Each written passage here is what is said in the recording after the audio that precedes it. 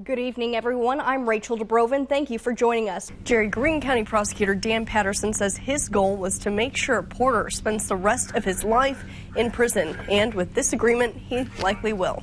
Now, with this plea agreement, the death penalty is off the table, but Porter is 54 right now. He's not going to be eligible for parole until he's at least 82 years old. Jerry? Jerry, when it comes to violent crimes, assaults increased significantly this quarter. They went up more than 20%. On the other hand, property crimes decreased, especially those burglaries. Earlier today, I had a chance to speak with one of the victims of one of those 87 burglaries.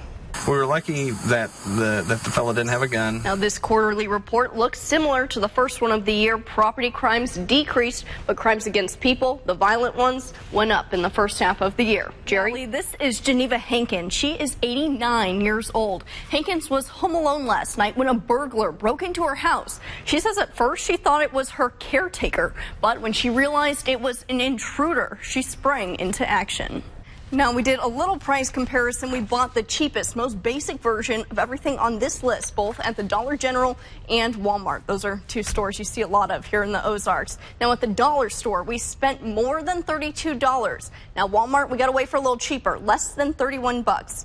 But obviously, not a huge price difference. If you really want to save some money, you can just shop around and find the best deals at different stores. Lee, first off, you want to make sure your kids know how to get home safe. Review the route you want them to take if they're walking or biking to school, or make sure they know which bus to get on. We asked some parents about the rules they have for their kids when they're home alone. One more idea, make a list of important numbers and hang it where the kids can see it. That includes parents' cell phone numbers, neighbors' numbers, and, of course, 911. A Lewiston man is dead following a tragic accident Thursday evening. Lewiston police and fire crews were dispatched to Burrell Avenue around 7 for a call that someone had been run over by their truck. An Orofino man is in jail after a standoff with sheriff's deputies and police officers late Thursday night.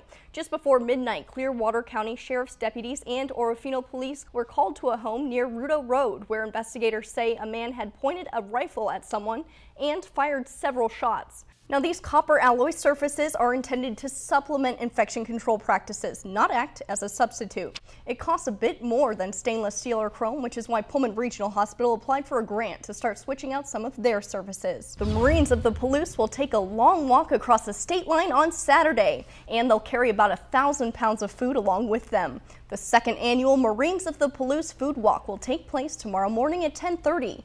This is footage from last year's trek. They walk from Firehouse Grill off Highway 8 in Moscow all the way to Birch and Barley's on Bishop Boulevard in Pullman. That's about 7 miles. They'll carry backpacks full of food donations that'll go to local food banks. And the walk honors military men and women on the Palouse while helping families in need.